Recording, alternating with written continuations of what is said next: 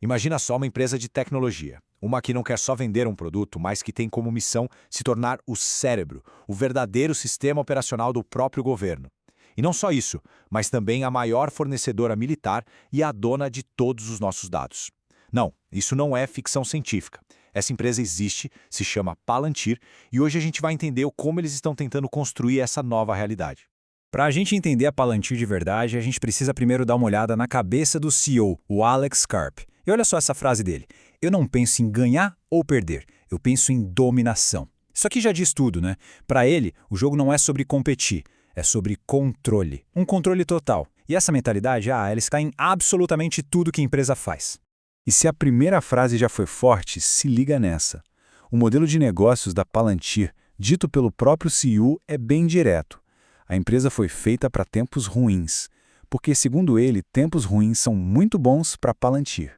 Pensa nisso, eles não só sobrevivem no meio do caos e da incerteza, eles prosperam com isso. O medo não é um problema para eles, é uma oportunidade de negócio. Quanto pior o mundo fica, melhor para Palantir. E olha, não vamos nos enganar achando que isso é só sobre planilhas e logística, tá? O próprio Karp deixa bem claro o envolvimento deles em operações letais. Ele diz, os advogados têm algum termo inócuo, para mim é a kill chain, a cadeia de abate.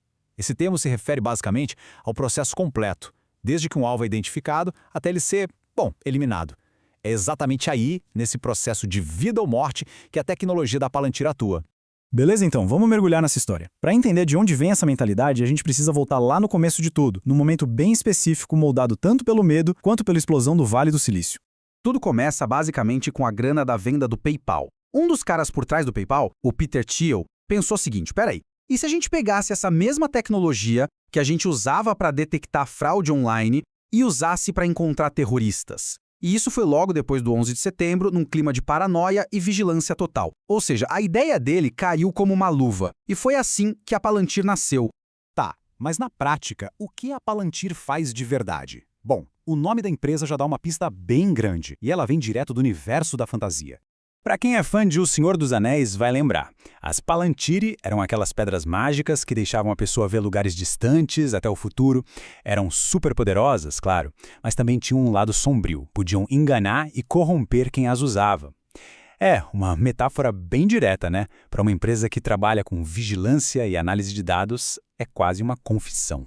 Traduzindo isso para o nosso dia a dia, o trabalho deles é basicamente ser um super detetive digital. Eles pegam um monte de bancos de dados que não conversam entre si, tipo dados de um lugar, informações de outro, e o software deles junta tudo. Ele começa a procurar padrões, conexões escondidas que um ser humano, sozinho, levaria uma vida inteira para achar ou talvez nem achasse. E quem são os clientes que usam esse poder? Bom, a lista é impressionante.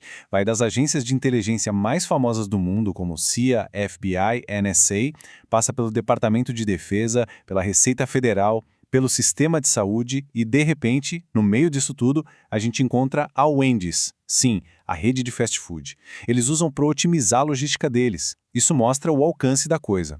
Essa variedade de clientes já mostra que a ambição da Palantir é gigante, especialmente quando a gente olha para a relação deles com o governo americano. Vamos ver o tamanho disso. Olha só esses números, eles falam por si. 55% da receita da Palantir em 2024 veio de contratos com o governo, mais da metade. Isso mostra que eles não são só mais um fornecedor qualquer. A empresa está totalmente entrelaçada com a máquina do Estado. Eles são uma peça-chave. E aqui a coisa fica ainda mais interessante. Olha essa contradição. O discurso da Palantir é o de uma startup rebelde, sabe? Eles falam que estão aqui para consertar a indústria de defesa, para desafiar os gigantes. Mas a realidade é que eles se tornaram um desses gigantes.